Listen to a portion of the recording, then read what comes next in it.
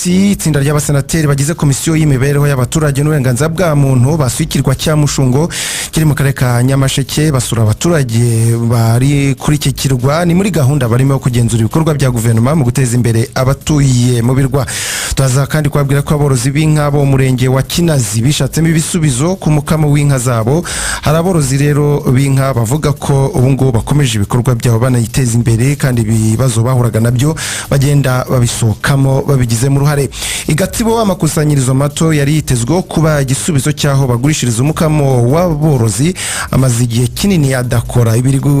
Biri gutuma ababorozi bavuga ko bari guhura n'ibihombo bitandukanye, bagasaba ko hagira igikorwa kugira ngo iki kibazo cy'amakusanyirizo adakora gikemuke. Muri aya makuru kandi turaza kwerekeza hanze y'u Rwanda, aho muri Tanzania leta yahagaritse urubuga nkoranyambaga rwa X rwamamaye nka Twitter ngo kubera uko uru rubuga rwemerera guhererekanya amashusho y'urukozasoni. Turaza no kwerekeza kandi muri Leta Zunze Ubumwe za Amerika, aho Perezida Donald Trump yemeje iteka rya perezida ribuza abaturage bo mu bihugu 12 kwinjira muri Leta Zunze Ubumwe za Amerika. Naho muri Korea inteko ishinga amategeko yemeje amabwiriza yihariye hashyiraho abashinjacyaha bigenga bazakora iperereza ku byaha bishinjwa uwahoze ari perezida w'iki gihugu Yoon Suk, birimo ibijyanye n'igikorwa cyo kugerageza guhirika ubutegetsi. Mu makuru y'imikino, ikipe y'igihugu Amavubi irakina na Algeria kuri wa kane, umukino wa mbere wa gishuti guhera saa 12 z'umugoroba kuri stade Mohamed Amlawi Constantine muri Algeria. Naho irushanwa rya cricket ryo kwibuka kuri uyu wa kane, ikipe y'u Rwanda irakina umukino wayo wa gatatu kuri stade mpuzamahanga cricket. Iyi stade yubatse Gahanga mu mujyi wa Kigali. I Burayi uyu munsi hategerejwe umukino w'ishyiraniro wa kimwe cya kabiri umukino ya UEFA National League uhuza ikipe ya Espagne n'ikipe y'igihugu y'Ubufaransa isaa 3 z'umugoroba. Turaza kwerekeza mu makuru ajyanye n'imyidagaduro, aho umuhanzi Bruce Melody yemeje impinduka mu muziki we, hamya ko agiye kongera gukora cyane nkuko byahoze. Umuhanzi w'Umunyatanzania Juma Jux akaba yongewe mu gitaramo Diamond Platnumz azakorera mu gihugu cy'Ubwongereza. Aya makuru tubabwiyeho ndetse n'andi yose twabateguriye mu kanya turaje tuyarambure mu makuru namwe mushobora kugeramo uruhare. Tanga ibitekerezo muri aya makuru ku butumwa bugufi SMS andika Rwanda usiga umwanya wandika ubutumwa ubwohereze kuri 5074. Ikaze makuru yacu ku buryo burambuye, reka tuyahere mu burengerazuba bw'igihugu. Guhera mu gitondo cyo kuri uyu wa kane, itsinda ry'abasenateri bagize komisiyo y'imibereho y'abaturage n'uburenganzira bwa muntu bari ku kirwa cya Mushungo kiri mu karere ka Nyamasheke, aho basuye abaturage muri gahunda barimo yo kugenzura ibikorwa bya guverinoma mu guteza imbere abatuye ku birwa. Abatuye kuri iki kirwa bafite ibikorwa remezo birimo amashuri, amashanyarazi ndetse hari ni gucibwa n'imiyoboro ku buryo mu minsi mike bamaze kugezwaho amazi meza. Ni ibintu bavuga ko biteguye rero no kuzabyaza umusaruro, ari nako banafata neza ibyo bikorwa remezo bamaze kwakira cyangwa se no kwegerezwa. Reka twakire mugenzi wacu Clementine yazindukiyeyo yajya kureba uko iki gikorwa kiri kugenda. Clementine, ubu iki gikorwa kigeze hehe? Murakoze cyane. Studio abasenateri bagize komisiyo y'imibereho y'abaturage n'uburenganzira bwa muntu bamaze iminsi mu bikorwa byo gusura abaturage muri gahunda yo kugenzura ibikorwa bya guverinoma mu guteza imbere abatuye ku birwa. Kuri iyi nshuro rero aba basenateri bari ku kirwa cya Mushungo cy'akarere ka Nyamasheke, aho bari kuganira n'abaturage. Abaturage babasanganije urugwiro. Ndi kumwe na Ribakare Joel, ni umukuru w'umudugudu by'umwihariko wa Mushungo, aho aba baturage bari kwakirira aba basenateri. Mudugu, wiriwe neza? Mwiriwe. Yego, mwakiriye mute urugendo rw'abasenateri? Ni biki mwagezeho kuri iki kirwa mwasangiza abanyarwanda? Twabyishimiye kuba natwe twabonye abasenateri ku rwego rw'igihugu nk'intumwa za rubanda. Twishimye cyane kandi n'abaturage mwabibonye ko nabo bishimye. Iyo twagezeho rero leta y'ubumwe yatugejejeho byinshi mu bikorwa remezo. Twabonye amazi n'amashanyarazi ntayo twagiraga, ariko ubu twarabibonye. Amashanyarazi tumaze ukwezi kumwe turi gucana. Umuturage uri ku kirwa cya Mushungo wari ukeneye gucaginga telefone cyangwa se ikindi gikorwa kimusaba amashanyarazi, byamusabaga iki? Ubwo twacagingaga ahantu bita Ikarengera, ntitwaryaga ubugari ubundi tutavuye Ikarengera mu isantere, cyangwa se uwabaga afite ubushobozi yaguraga pano soreye akaba ariyo ducagingaho. Ariko ubu ngubu turishimye kuko twaguze n'amateleviziyo turareba ku rwego rw'igihugu ko ibikorwa bigenda bikurikirana. Ni izihe mbogamizi kuri iki kirwa, ni ibiki mukifuza kugezwaho kugira ngo mukomeze mugendere ku muvuduko w'iterambere wifuzwa? Ibyo twifuza kugezwaho ni byinshi cyane. Turashaka ko nko mu burezi twakongererwa ibyumba by'amashuri, kuko ibyo dufite bigarukira ku myaka 9, ubwo ni 3 ya segonderi n'ibyumba 6 by'amashuri abanza. Muri icyo gihe rero umwana urangije toronkome hano, kubera urugendo rumugora kujya kwiga kure, bituma benshi bava mu mashuri bakajya mu makipe. Ariko tugiriwe amahirwe mukadukorera ubuvugizi bakatwongerera ibyumba by'amashuri, bajya bakomereza aho ngaho, bikaba byiza kurushaho n'imibereho myiza ikiyongera. Turi kumwe na Nyiransabimana Florida, nawe ni umubyeyi utuye kuri iki kirwa cya Mushungo. Murishimira iki by'umwihariko ku rwego rw'ubuzima nk'ababyeyi batuye kuri iki kirwa?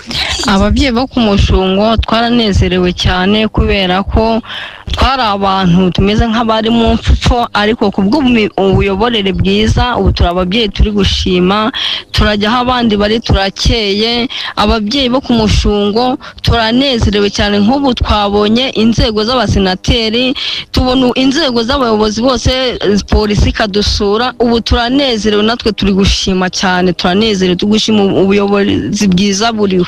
Yego, mwifuza iki kugira ngo ababyeyi mukomeze namwe mujye mu ruhando rw'iterambere nk'abandi babyeyi batuye ahantu hatari ibirwa? Ababyeyi bo ku kirwa cya Mushungo rero dufite ubwigunge n'imbogamizi, kubera ko twahaye poste de santé ariko ntago ivura. Ubwo rero uyu mwana arembye, kugira ngo tuzageze ku centre de santé, hari igihe umwana aba yarembye yagagaye, bigatuma ajya ku bitaro bikuru kandi nta bishobozi wenda nyina afite. Ariko tubonye poste de santé yacu igakora, mukadushakira ubuvugizi, mukaduha abaganga, by'umwihariko ababyeyi bafatwa n'inda kubera ko urugendo ari rurerure bakabyarira mu nzira, kandi ntabwo ibyo bintu bikemewe. Nizo mbogamizi dufite. Murakoze cyane. Studio kuri iki kirwa cya Mushungo uhahagaze ubona ko abaturage barahinga, hari imyaka imwe yarasaruwe ndetse hari n'ibiti by'imbuto ubona ko zihagije. Banatubwiye ko igwingira riri hasi kubwo guhinga izo mbuto. Mwumvise ariko imbogamizi bagifite. Nababwira rero ko nanone nyuma yo kuva kuri iki kirwa cya Mushungo, aba basenateri baza no gusura ikindi kirwa cya Kirehe muri iyi gahunda, bakaza gukomeza urugendo rwabo rwo gukomeza kureba ko n'abaturage batuye ku birwa bahabwa amahirwe angana ndetse n'uburenganzira nk'ubw'abandi baturage batuye hirya no hino mu gihugu. Yego, urakoze cyane Clementine Uwiringiyimana, kari mugenzi wacu rero uri ahangaho mu ntara y'Uburengerazuba mu karere ka Nyamasheke. Apofia, duhindura ingingo twerekeze ku yandi makuru, aho inzego z'umutekano no kuvuga ingabo ndetse na polisi ku bufatanye n'inzego zitandukanye za leta barimo kubaka inzu 70 z'imiryango itishoboye mu turere nanone dutandukanye, ibiraro 13, amarerero 10 y'abana bato, kubaka no gusana imiyoboro y'amazi meza ndetse no gutanga serivisi zihariye z'ubuvuzi n'ibindi bikorwa bitandukanye. Kuva mu kwezi kwa gatatu kugeza ubu ngubu, izi nzego zikaba ziri mu bikorwa bitandukanye mu gihugu hose mu gihe cy'amezi 3, bikaba ari ibikorwa bigamije kuzamura imibereho y'abaturage. Abaturiye aho ibi bikorwa birimo kubera bakaba bishimira ko nibyuzura bizaba abaturage bazabona uburyo bwiza bwo kwegerezwa serivisi zitandukanye, ariko kandi ku ikubitiro bakaba barabonyemo n'akazi kuri abo kuri ibyo bigo birenze kuri bo. Ibi ngo bikaba birenze ibikorwa remezo bagiye kubona, ahubwo ngo bikaba nanone ari n'isoko ryo kwihesha agaciro, kwinjiza amafaranga abafasha kwikemurira ibibazo bitandukanye n'ibyiringiro by'ejo hazaza. Akazi karagenda neza, baduhemba neza, amafaranga baduhemba hari aho yadukuye, aho yatugejeje. Nk'ubu turi mu bimina, turatanga mu bimina, muri make twiteje imbere, niyo dukoresha duhaha amavuta, umunyu, isabune n'utundi tuntu twinshi dutandukanye, twayatanzemo mituweli. Urumva ayo mafaranga ni byinshi ari kudufasha mu kazi, mu buzima busanzwe. Twageze aha mu buryo bw'akazi hano mumaze nk'amezi 2 n'iminsi nka 15. Twaje hano mu buryo bw'akazi rero ngenda umutekinisiye n'umusharupansiye byose ndabikora.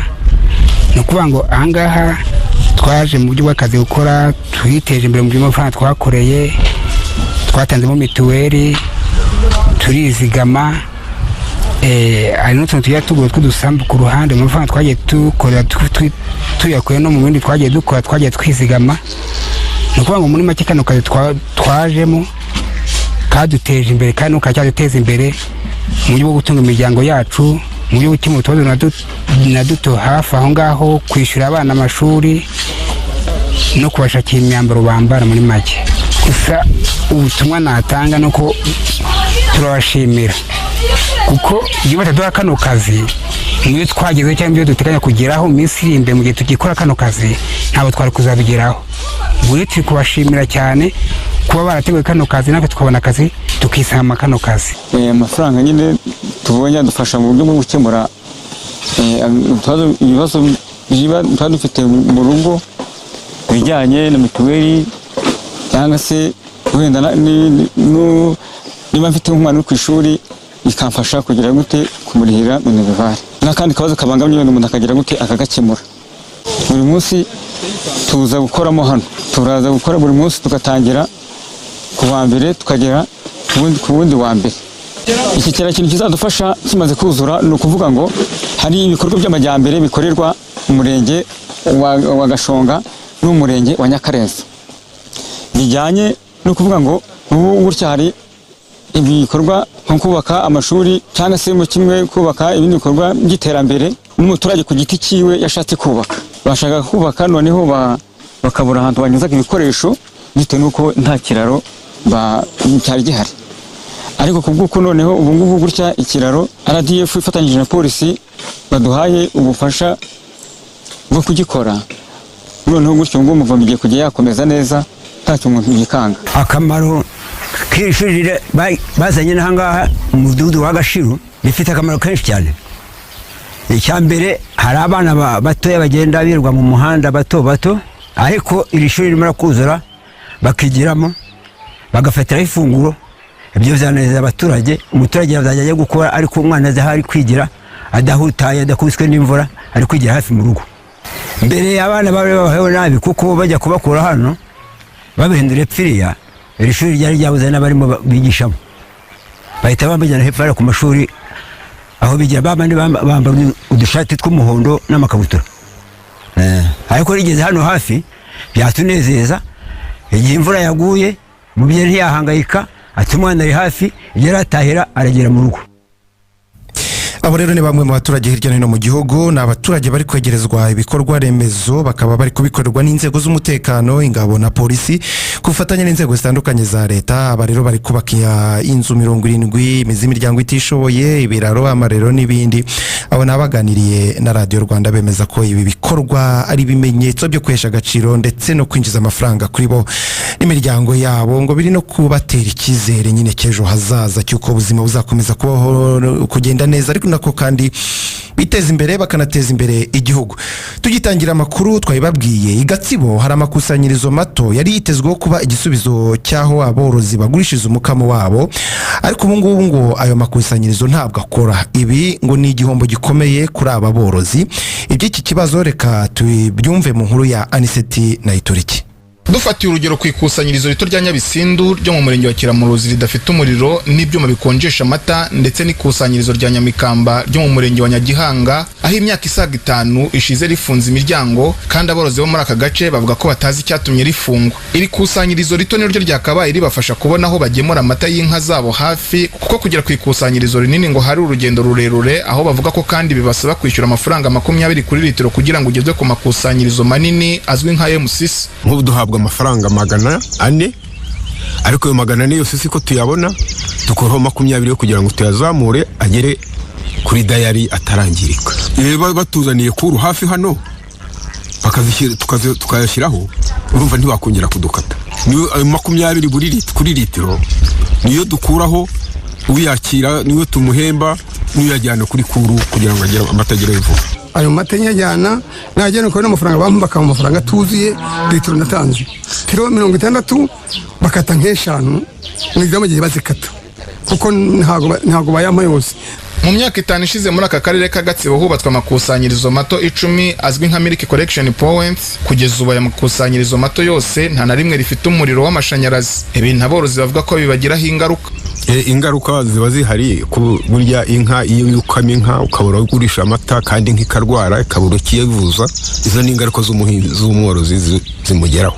Tubonye nk'ako gakuru hano tukajye twese tuyagezayo kare byadufasha ya mafaranga 400 twayabona yatugirira. Nubwo amakuru avuga ko amakusanyirizo mato amenshi yafunze imiryango bitewe no kutitabwaho n'amakusanyirizo manini yareberera. Amenshi muri aya makusanyirizo mato ahuriye ku bibazo birimo kuba bamwe muri atagira amashanyarazi ndetse no kuba yose atagira ibyuma bikonjesha amata. Ibi bituma amwe namwe afunga imiryango. Icyakora umuyobozi w'akarere ka Gatsibo Gasana Richard avuga ko ibibazo birimo gushakirwa umuti aho kwikubitiro bagiye kubanza gusana amakusanyirizo mato y'amata asaga 10.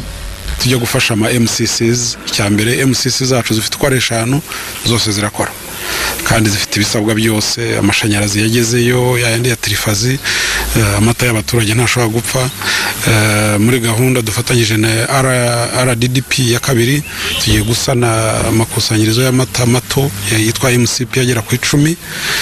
Hari yari yarapfuye mu mirenge itandukanye, Nyagihanga, Rwimbogo ndetse ngira ngo na Muhura agiye gusanwa. Kugeza ubu mu karere ka Gatsibo habarizwa amakusanyirizo 10 ateganywa kuvugururwa mu gice cya kabiri cy'umushinga ugamije kuzamura umukamo w'inka. RDDP kabiri akazajya yunganira amakusanyirizo 5 manini azwi nka Milk Collection Center abarizwa nayo muri aka karere. Nayituriki Aniseti, Radio Rwanda mu karere ka Gatsibo.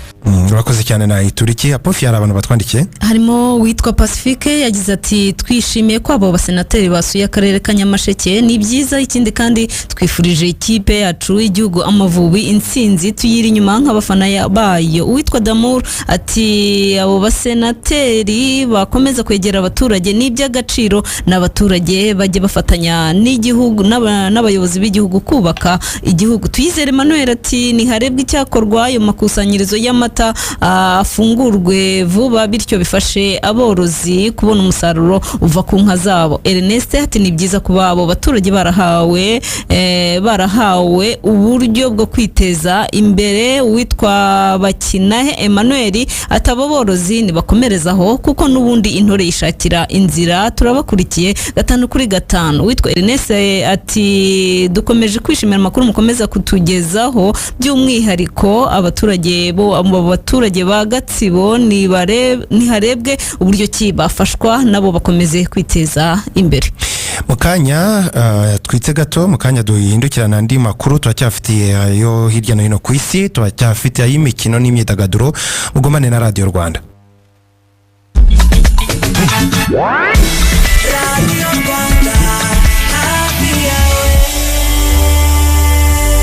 Batura Rwanda, ikigo gishinzwe kugenzura ibiribwa n'imiti mu Rwanda, Rwanda FDA, kiributsa ko ubucuruzi bw'ibiribwa byatunganirijwe mu nganda bukorwa hubahirizwa amabwiriza yose y'ubuziranenge. Abakorera ubucuruzi muri za gare no mu masoko rero murasabwa gucuruza ibicuruzwa byujuje ubuziranenge mwubahiriza ibi bikurikira: hari ukurangurira ibiribwa n'ibinyobwa byakorewe mu nganda ahantu hizewe, kwirinda gucuruza ibicuruzwa byahinduriwe umwimerere byakoranywe, kudacuruza ibyarengeje igihe cyangwa byahinduriwe amatariki, no kwirinda kuvanga ibiribwa cyangwa ibinyobwa n'ibindi bitagenewe kuribwa kuko bigira ingaruka ku buzima bw'abantu. Zirikana kandi ko gucuruza ibiribwa n'ibinyobwa bitujuje ubuziranenge bihanwa n'amategeko.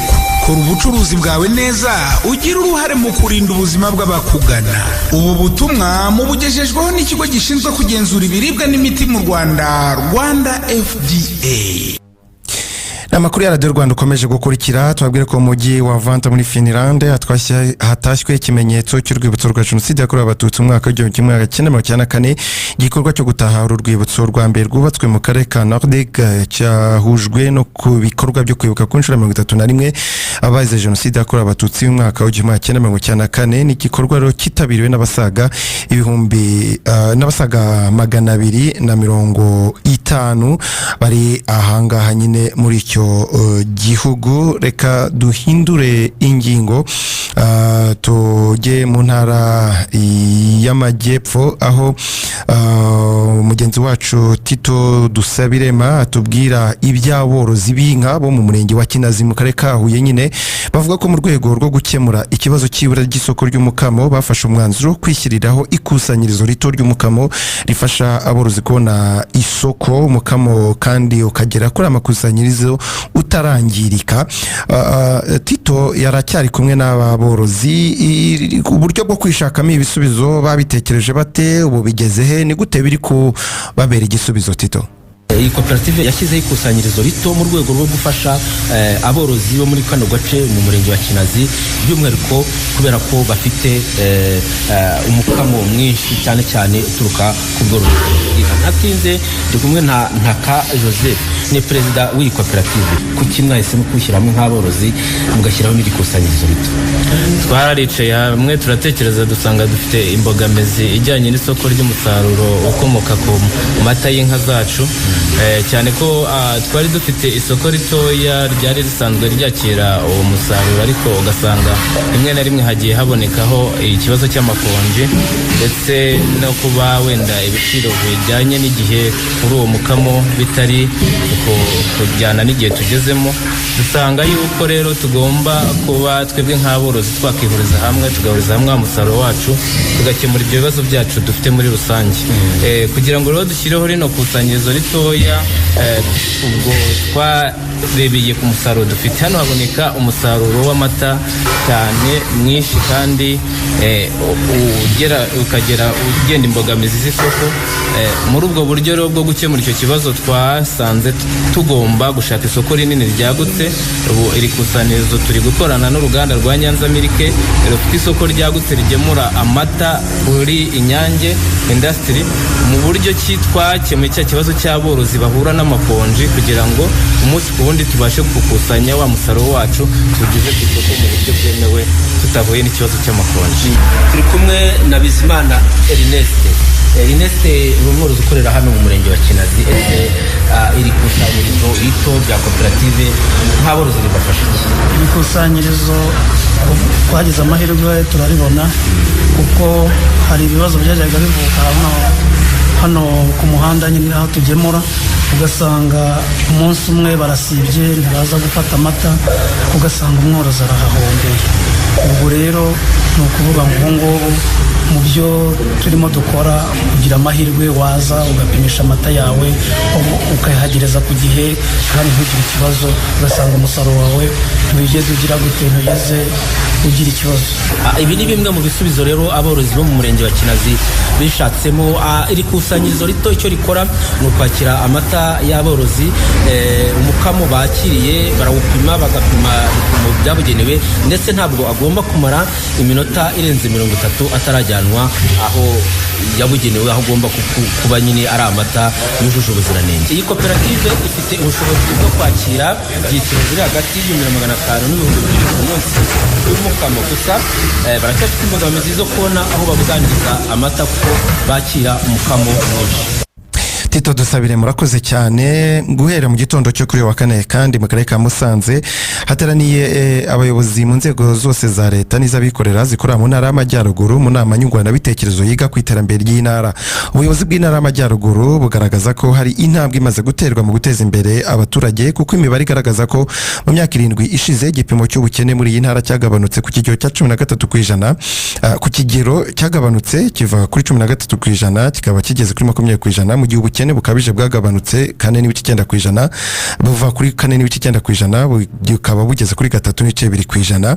Imibare kandi igaragaza ko kwizigamira muri Ejo Heza intara y'Amajyaruguru ari ya mbere mu gihugu, iri ku gipimo cy'22% kandi 99% by'abaturage bari muri iyi ntara bamaze kujya mu bwisungane mu kwivuza bw'uyu mwaka, ndetse hari n'abagera kuri 25% bamaze gutangira kwishyura ubwisungane mu kwivuza, amafaranga y'ubwisungane mu kwivuza mpera y'umwaka utaha. Icyakora guverineri w'intara y'Amajyaruguru Mugabo wa Gahunde Maurice avuga ko nubwo imeze bityo hakiri bikwiye kongerwamo imbaraga birimo kurwanya umwanda, gukemura ikibazo cy'abana batishuri ndetse n'abatarigeze barikandagiramo, ariko kandi ngo hagomba no gushyirwa imbaraga mu kurwanya igwingira ndetse n'ibindi byose bikibangamiye imibereho myiza y'abaturage batuye intara y'Amajyaruguru. Ubundi intara igaragara nk'ifite amahirwe menshi agomba kubyazwa umusaruro mu rwego rwo guteza imbere abaturage bayituye. Reka dukomeze tubabwira ko Minisiteri y'Ibidukikije ivuga ko gutunganya ibishanga 5 byo mu mujyi wa Kigali no gukusanya no gusubiranya za ruhurura imirimo yabyo igeze ku kigero cya 56% kandi ko gutunganya ibi bishanga bizakemura ibibazo by'imyuzure kunze kwibasira bimwe mu bice by'umujyi wa Kigali birimo nk'ahazwi nko mu Kanogo ndetse na Nyabugogo, kandi ko ubwo ibi bishanga bizaba bimaze gutunganywa bizagarura urusobe rw'ibinyabuzima bitanga umwuka mwiza. Kugeza ubu imirimo ikaba izarangira niramuka gutunganya ibishanga birangiye, ngo bizatuma mu bice bimwe na bimwe byo muri ibi bishanga hazaba harimo aho gukorera imyitozo ngororamubiri, kuko ubu kuri ku kigero cya ko ibice bimwe na bimwe no kuvuga kugera kuri 58% mu bice bigize iki gishanga hazaba hari ahantu ho gukorera siporo ku bantu bagenda n'abanyamaguru ndetse n'abazaba bakoresha amagare. Gutunganya ibi bishanga bikaba byaratangiye muri Werurwe 2024 umwaka ushize, bikaba biteganyijwe ko tariki ya 31 Ukuboza muri uyu mwaka turimo wa 2025 igice cya mbere kizaba cyarangiye, bikazatwara miliyoni 36 z'amadolari y'Amerika. Igice cya kabiri cyo kikazajyana n'ibindi bikorwa n'ibindi bizakorwa muri ibi bishanga, aho Rema ivuga ko izakorana n'abashoramari guhera mu mwaka utaha wa 2026. Reka twitse gato mu kanya turahindukirana amakuru avuga mu mikino.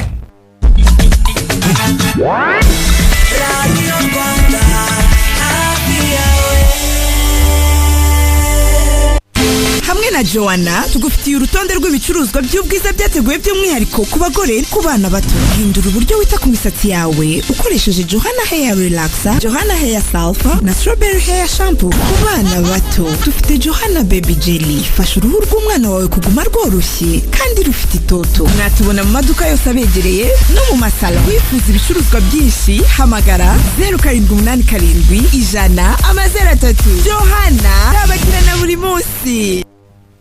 Amakuru ya Radio Rwanda ukomeje gukurikira. Mu kanya twari tumaze kubibabwiraho gatoya ko gufungura ikimenyetso cyo kwibuka ndetse no guhagacira abazize jenoside yakorewe abatutsi ni byabereye mu gihugu cya Finland mu mujyi witwa Vanta. Twakiriye rero mugenzi wacu Ferdinand Uwimana ngo atubwire byinshi kuri iki gikorwa. Ferdinand, mwiriwe? Mwiriwe neza Fiso. Nibyo na abanyarwanda batuye muri Finland n'inshuti zabo na ambasade y'u Rwanda mu bihugu by'uburayi bw'amajyaruguru. Ubwo ibyo bihugu no kuvuga birimo Sweden, Norvege, Finland na Denmark. Bakaba batashye rero ikimenyetso cy'urwibutso rwa jenoside yakorewe abatutsi, ndetse bikaba ari nacyo cyambere cyubatswe mu majyaruguru y'uburayi. Ni nayo mpamvu turi kumwe na ambasaderi w'u Rwanda muri ibyo bihugu byo mu burayi bw'amajyaruguru, Dr. Diane Gashumba. Ambasada, mwiriwe neza? Mwiriweho. Yego, mu burayi mumeze neza? Turakomeje. Yego, gufungura ikimenyetso cy'urwibutso rwa jenoside aho ngaho mu gihugu cya Finland mu mujyi wa Vanta, ubundi bisobanuye iki muri ibyo bihugu by'uburayi bw'amajyaruguru? Gufungura urwibutso rwa jenoside yakorewe abatutsi hano mu gihugu cya Finland ni igikorwa cyadushimishije. Ari umuryango wa Ibuka, ari abanyarwanda bose batuye mu bihugu by'uburayi bw'amajyaruguru ndetse na ambasade, kubera ko nirwo rwibutso rwa mbere tubonye muri ibi bihugu by'uburayi bw'amajyaruguru. Ni ikimenyetso rero cy'uko abaturage ba Vanta hano muri uyu mujyi wa Finland bumvise ubusabe bw'umuryango wa Ibuka n'abanyarwanda muri rusange, kandi ni ikimenyetso cy'uko bashaka kwigisha amateka y'ukuri y'igihugu cyacu kandi no kurwanya abayapfobya ariko cyane cyane no gutanga ubutumwa bwa Never Again. Ni urwibutso rero ruzadufasha kwigisha abana bacu ariko no kujyayo tugashyiraho indabo tukaha icyubahiro abacu bazize jenoside yakorewe abatutsi. Ni igikorwa rero muri make cyadushimishije cyane kandi kizagira umusaruro mu kwigisha ukuri ku byabaye mu Rwanda. Byatwaye igihe kingana gite kugira ngo iki gikorwa kigerweho, ikimenyetso gishyirweho no gusobanukirwa neza uburemere bwa jenoside yakorewe abatutsi mu Rwanda muri ibyo bihugu? Navuga ngo byatwaye igihe gito. Nshimira rwose na leta ya Finland ariko cyane cyane mu mujyi wa Vanta n'abayobozi bawo n'abaturage bawo kuko babanza no kubabaza. Twatangiye ibiganiro mu mwaka w'ibihumbi 2023 kandi ubwo mu bindi bihugu ibiganiro bimaze imyaka irenga, navuga ngo imaze imyaka 20, ariko mu kuganira n'uwo mujyi wa Vanta nta myaka 2 ishize ndetse bahise banabyakira vuba, ahubwo iyi minsi myinshi yagiye mu kurwubaka ko n'urwibutso rwubatse neza mu bikoresho bikomeye kandi bihenze. Byafashe umwanya kugira ngo babyitondere, bashyireho imigongo, babijyanishe n'umuco wa Kinyarwanda kandi babanze babone n'ahantu hakwiye kuko n'urwibutso bashyize ahantu hari ubusitani, ahantu nyabagendwa, ahantu nyaburanga. Navuga ngo umwanya munini bawufashe bitondera kurwubaka ariko kubisobanukirwa no kubyakira byo byabafashe igihe gitoya gishoboka. Murakoze. Mu kuhataha hari ubuyobozi bw'uwo mujyi wa Vanta ndetse n'ubw'igihugu cya Finland mu buryo bwagutse cyangwa se mu buryo bw'umwihariko. Ubuyobozi muri Finland bwavuze iki? Mu kuhataha twari kumwe cyane cyane n'umujyi wa Vanta ariko byahise bikurikirwa na gahunda n'ubundi yo kwibuka abazize jenoside yakorewe abatutsi mu buryo bwa rusange. Umuhango witabiriwe na Minisiteri y'Ububanyi n'Amahanga, ishami rya Afurika, nabo bavuze yuko iki ari ikimenyetso cy'ubutabera kandi ko ari ikimenyetso cy'uko umubano wacu na Finland kuko ari umubano mwiza kandi ko bemera jenoside yakorewe abatutsi bakaba bafatanya natwe kurwanya ingengabitekerezo yayo no kwigisha amateka y'igihugu cyacu arimo n'iterambere turimo kugeraho. Ikindi bashimangiye ni ukugaragaza ahatoranyijwe urwo rwibutso. Kuri bo bavuze ko nabyo ni amateka kuko urwo rwibutso babishyize ahantu hegereye ishami ry'iperereza muri iyo komine ya Vanta, ari naryo shami ryakoze iperereza ku munyarwanda witwa Bazaramba François wakatiwe igihano cya burundu mwaka w'ibihumbi 2010 ku cyaha cya jenoside yakorewe abatutsi yaregwaga, akaba yari yarahungiye muri iki gihugu cya Finland. Ubu rwibutso rero babishyize hafi y'ibyo biro. Kuri bo bavuga ko nayo n'andi mateka na za kaminuza za hano igiye kujya zigisha. Muri Finland icyo gikorwa kigezweho, ibiganiro bigeze he no muri ibyo bihugu bindi byo mu Burayi bw'Amajyaruguru kugira ngo nabo basobanukirwe uburemere bwa jenoside yakorewe abatutsi, hajyeho n'icyo kimenyetso kugira ngo bifashe no kwigisha amateka? Ambasada, ibiganiro birakomeje ko dufite imiryango yayibuka muri ibi bihugu byose, haba muri Norvège, haba muri Sweden no muri Denmark. Ni imiryango ikora yahagurutse rwose iganira n'ababishinzwe cyane cyane kureba za commune kuko hano nabo ni nko mu Rwanda bakora mu buryo bwa decentralisation. Ibiganiro birahari natwe nk'ambasade tugakomeza tugafasha tukunganirana. Mfite icyizere ko ubwo abafinishi babikoze n'ibindi bihugu wenda bitarimo kubyumva vuba baraza nabo gutera ikirenge muri cya Finland kandi natwe turakomeza gushyiraho imbaraga dufatanyije n'imiryango yayibuka. Nko muri ibyo bihugu by'Uburayi ni hamwe mu hagaragara bakanapfobya jenoside yakorewe abatutsi mu Rwanda. Nk'ambasade y'u Rwanda muri ibyo bihugu byo mu Burayi bw'Amajyaruguru murimo gukora iki rugamba mu rugezehe mu kurwanya abo bantu? Urugamba ni ukwigisha, ni uguhozaho no gufungura amarembo cyane cyane ku rubyiruko rujya muri gahunda zo gupfobya ubundi batakwiye no kuzibamo. Urubyiruko cyane cyane abavutse nyuma ya jenoside yakorewe abatutsi bashaka kwihambira navuga ku byo ababyeyi babo babatoje, abo tugerageza kubigisha uko dushoboye no kubereka ko nta nyungu n'imwe bazakura muri uko gupfobya amateka atazasibangana. Ikindi dufite urubyiruko ruri mu nzira nziza, rukora neza, rukora ibikorwa byo kugaragaza amateka yacu, umuco wacu no kwigisha abandi, baba abo muri bihugu turimo, baba abanyarwanda batarashaka kubyumva. Dufite na YouTube channel Rwanda Nordic TV itanga amakuru umunsi ku wundi n'abanyarwanda bagatangaho ibiganiro, nayo iradufasha cyane, irafasha kumvikanisha ijwi ririmo ukuri ku mateka yacu n'iterambere ry'igihugu. Ni urugendo rero, ni urugendo, abapfobya barahari, abakoze ibyaha batarafatwa nabo barahari, bagenda bihishahisha, ntabwo bibura ariko ni urugendo kandi ntabwo ducika intege. Yego. Ambasaderi Diane Gashumba w'u Rwanda mu bihugu byo mu Burayi bw'Amajyaruguru, no kuvuga Sweden, Norvege, Finland, Denmark ndetse na Iceland, murakoze cyane ku mwanya muhaye Radio Rwanda. Murakoze namwe. Yego. Murakoze cyane nawe Ferdinand. Nawe urakoze Fisa. Mu kanya tujye mu makuru avuga mu mikino. Radio Rwanda.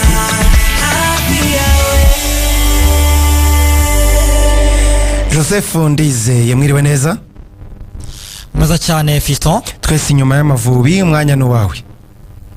Nibyo koko, reka duhere ku ikipe y'igihugu y'u Rwanda. Amavubi irakina na Algeria kuri uyu wa kane, n'umukino wa mbere wa gicuti guhera saa 12 z'umugoroba kuri stade Mohamed Hamraoui hariya i Constantine. Rwose niho uno mukino uza kubera. Ikipe rero y'u Rwanda yaraye ikoze imyitozo rwose ya nyuma kuri stade inyine nari mbabwiye hariya i Constantine. Ikipe imeze neza cyane nkuko umutoza Adel Amurushi agiye kubitubwira uburyo imyiteguro ihagaze hariya muri Constantine mbere y'uno mukino.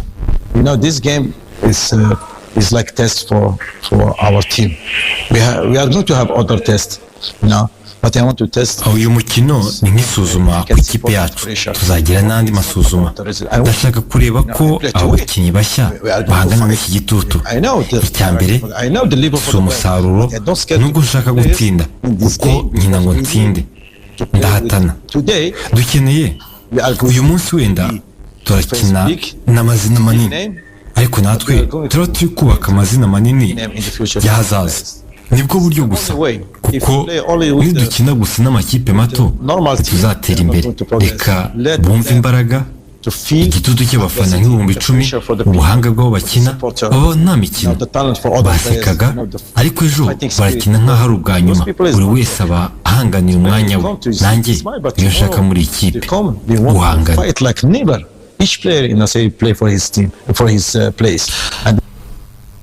Uwo rero ni umutoza Adel Amurushi mbere yo gukina n'ikipe y'igihugu ya Algeria. Undi mukino rero wa kabiri bazawukina ku itariki ya 9 z'uku kwezi hariya nyine muri Algeria. Bo bazakina n'ikipe ya kabiri, dore ko ikipe ya mbere iri gukina n'ikipe y'igihugu y'u Rwanda Amavubi. Bo bafite undi mukino nabo wa gicuti n'ikipe y'igihugu ya Sweden, bazakina na Stockholm muri Sweden. Ikipe y'igihugu rero y'u Rwanda ikimara gukina uyu mukino baragaruka i Alger kugira ngo bitegure uyu mukino wa kabiri n'ikipe y'igihugu ya Algeria.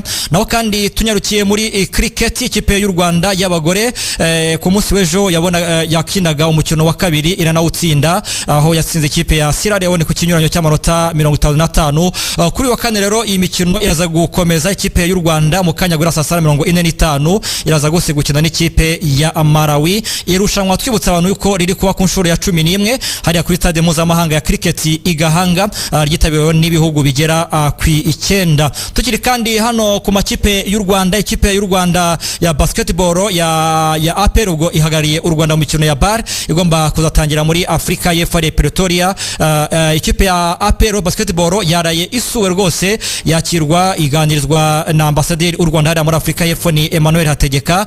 Mu byo yabibukije rwose yavuye ko bagomba kwitwara neza irahatana dore ko ikipe ya APR Basketball Club iyi ngiyi igomba gutangira ikina n'ikipe ya Petro Atletico yo muri Angola dore ko ikipe ni ikipe ikomeye cyane ariko bazaba bahatana mu mikino yo kugena uko amakipe akurikirana ku rutonde mbere yuko batangira imikino ya kimwe cya kane igomba gutangira ku wa gatandatu. Hano muri Afrika ni abatoza bamo kugenda barambagiza nabo abakinyi nk'umutoza w'umunyatunisia bamwita Nasnadine Nabi uyu nguyu rwose ari muri hariya mu gihugu cya Misiri nta kindi kimujyanyeyo ari mu biganiro na rutayizamu umukongomani Fiston Karara Mayeri kugira ngo arebe uburyo yamurambagiza akamuzana mu ikipe ya Kaizer Chiefs dore ko ikipe yakaniye cyane mu bakinyi arimo aragenda ayubaka dore ko n'ibiganiro bigeze kure ku mukinyi w'umunyatanzania Feitoto uyu Nabi nabwo uherutse kugirana ibiganiro n'ikipe ya Azamu kugira ngo babe barekura uyu mukinyi Faisal umunyatanzania kugira ngo abe yakurikiza mu ikipe ya Kaizer Chiefs.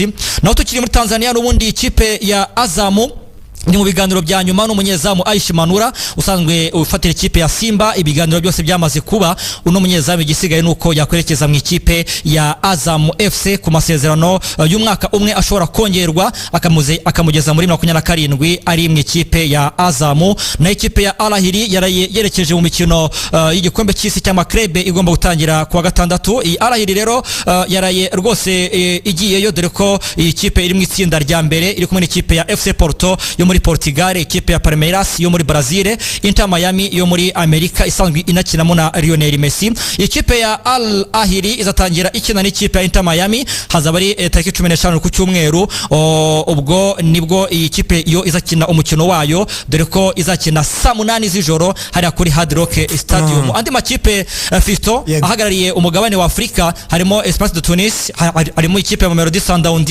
harimo ikipe ya Wydad yo muri Maroc yo izatangira ikina ikipe ya Manchester City. Naho i Burayi Fisto kuri umugoroba hategerejwe umukino wa kimwe cya kabiri ukomeye cyane muri UEFA Nations League uza guza ikipe ya Espagne n'Abafaransa n'umukino nawo uza kubera mu Budage.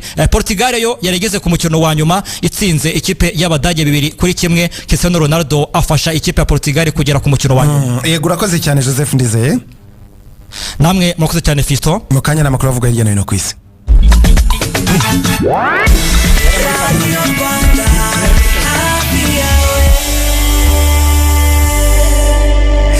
Amakuru yaradurwa nukomeje gukurikira amakuru yo hirya no hino ku isi tuyahere muri Tanzania aho leta yabaye ihagaritse urubuga nkoranyambaga rwa X ruzwi nka Twitter ngo kubera ko uru rubuga rwemerera guhererekanya amashusho y'urukozasoni. Minisitiri w'ikoranabuhanga muri iki gihugu akaba ari witwa Jerry Sira akaba yatangaje ko X uru rubuga rwakomeje kwemerera abahererekanya amashusho y'urukozasoni kandi ko ibyo ngibyo ngo bihabanye n'indangagaciro z'iki gihugu cya Tanzania. Tuvuyeho reka twerekeze muri Leta Zunze Ubumwe za Amerika aho Perezida Donald Trump yemeje iteka rya Perezida ribuza abaturage bo mu bihugu 12 kwinjira muri Leta Zunze Ubumwe za Amerika. Avuga ko ibi yabikoze mu rwego rwo kurinda umutekano w'igihugu cye. Mu bihugu 12 birebwa n'iri teka harimo Afghanistan, hakazamo Chad, Repubulika ya Congo, Guinea Equatorial, Eritrea, Haiti, Iran, Libya, Somalia, Sudan ndetse na Yemen. Gusa hakaba hari n'ibindi bihugu 7 byasabwe gukaza ingamba z'amabwiriza aho abaturage babyo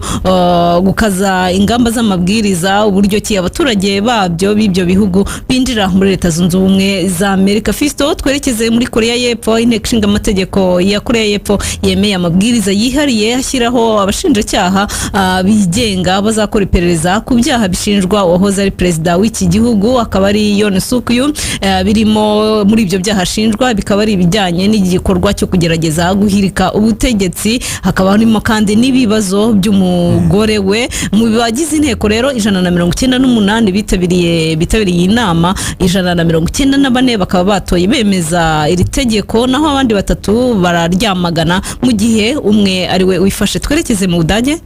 Yego mu gihugu cy'Ubudage ho kiri kuvugwa nuko Minisiteri y'Ingabo muri iki gihugu yamaze gutangaza ko izakomeza gushyigikira umugambi huriho n'ibihugu byo mu muryango wo gutabana na OTAN mu bijyanye no kongerera imbaraga inzego z'umutekano. Minisiteri y'Ingabo mu Budage yatangaje ko iki gihugu gikomeye ku mugambi uhuriweho n'ibihugu biri muri uyu muryango wo kongerera ubushobozi inzego by'umwihariko za gisirikare. Minisitiri w'ingabo muri icyo gihugu yitwa Boris Pistorius yavuze ko Ubudage by'umwihariko mu myaka iri imbere hazongerwa abasirikari mu gisirikare cyabo nyine bari hagati y'50,000-60,000. Ibihugu byo muri OTAN bihuriye ku mugambi mugari wo kongera imbaraga za gisirikare, cyane cyane no mugambi watangiye mu nyuma y'uko hatangiye intambara ikomeje guhanganisha Uburusiya na Ukraine. Reka dusoreze amakuru avugwa hirya no hino, duhite twakira ahubwo Moses atugeza amakuru avugwa mu myidagaduro. Moses, umeze neza? Meze neza cyane Fisto, nizere ko nawe umeze neza. Namahoro cyane.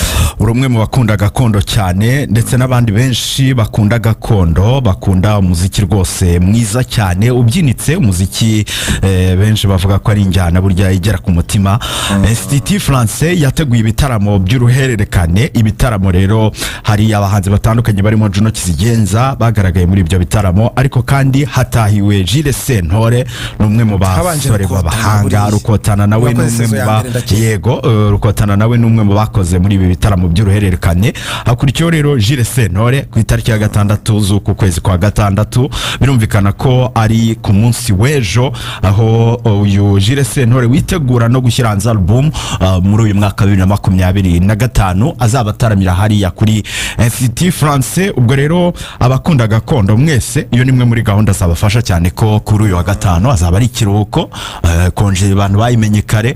Ni byiza ko abantu bagenda bagatarama gitore, bagatarama n'imfura, abantu bagatemba, abantu bakagwa mu nka, ibintu bikagenda neza, bagakaraga n'ibindi. Aziko numva ubizi rega ndakurikira mani hafi mvuga ni buriya biriya bintu ni ibintu byacu tutagomba kumenya za shakushaku zonyine.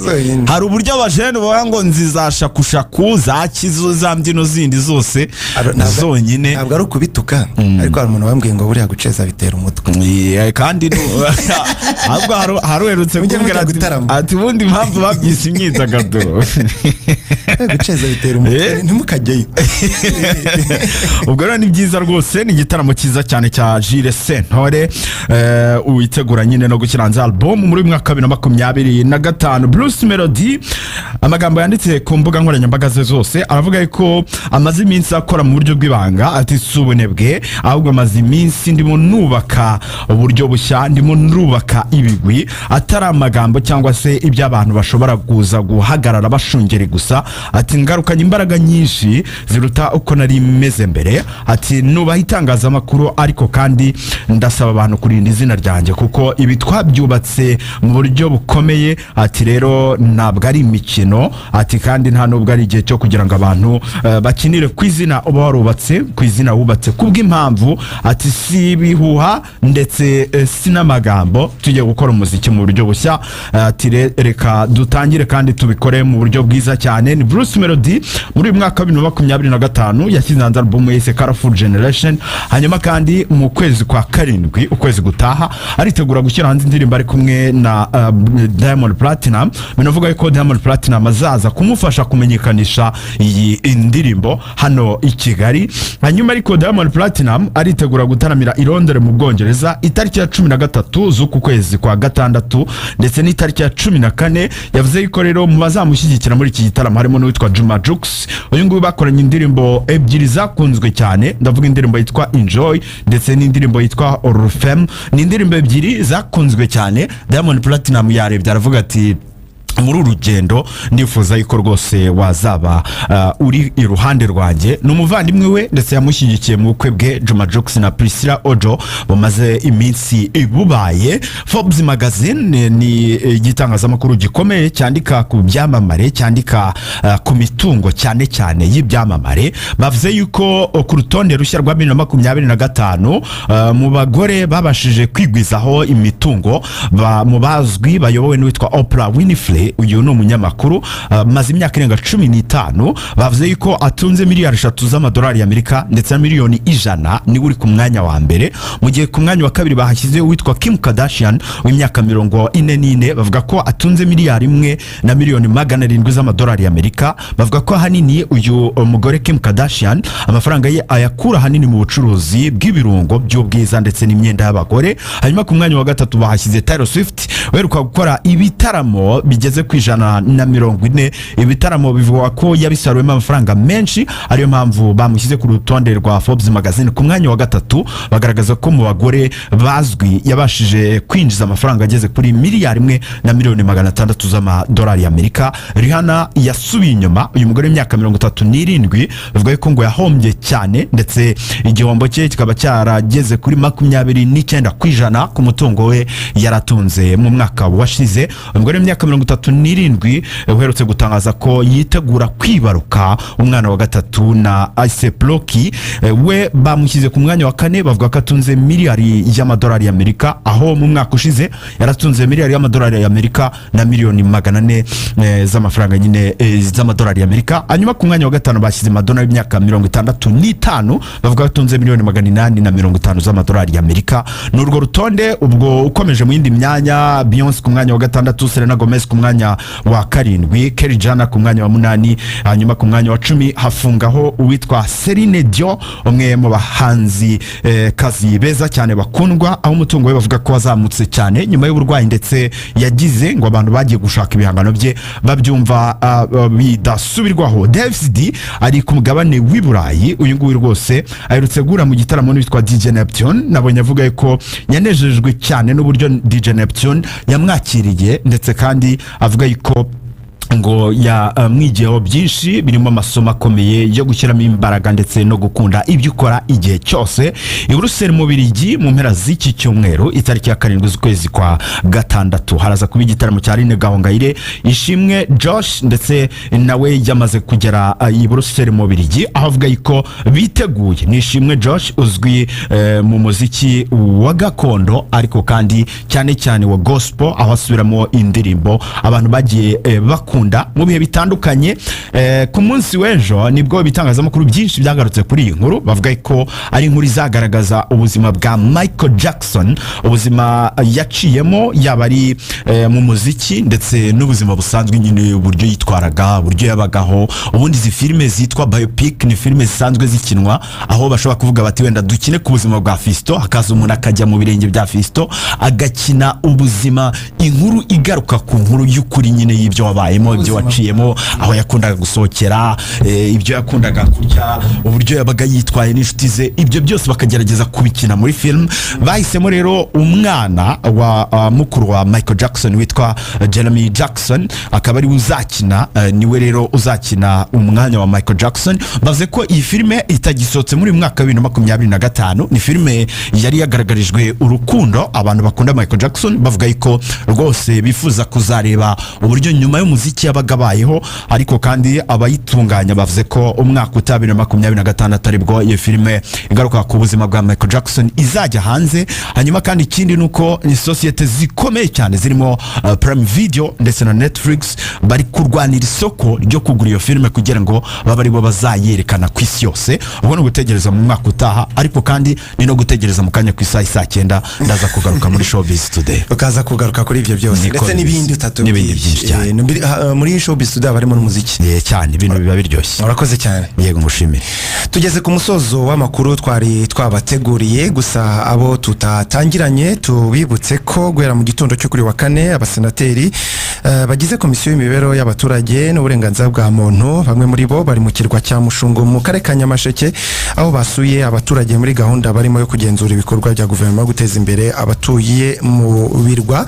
Ariko kandi twabwiye ko inzego z'umutekano, no kuvuga ingabo na polisi ku bufatanye n'inzego zitandukanye za leta zirimo kubaka inzu 70 z'imiryango itishoboye mu turere dutandukanye, ibiraro 13, amarerero 10 y'abana bato, kubaka no gusana imiyoboro y'amazi meza, gutanga serivisi zihariye z'ubuvuzi ndetse n'ibindi bikorwa bitandukanye. Abaturage bari kugererwaho n'ibi bikorwa remezo bari kwegezwa n'inzego z'umutekano babwiye Radio Rwanda ko babyishimiye cyane kandi biteguye kubifata neza. Twerekeje hanze y'u Rwanda muri Tanzania, iki gihugu cyahagaritse urubuga nkoranyambaga rwa X ngo kubera ko rukunda gutambutsaho amashusho y'urukozasoni kandi ahabanye n'indangagaciro z'iki gihugu. Reka rero mbashimire mwese twabanye muri aya makuru, mushimire cyane Apophie ya Nyirarukundo. Wakoze cyane nawe Fiston. Tushimiye mwe mwabanye natwe muri aya makuru.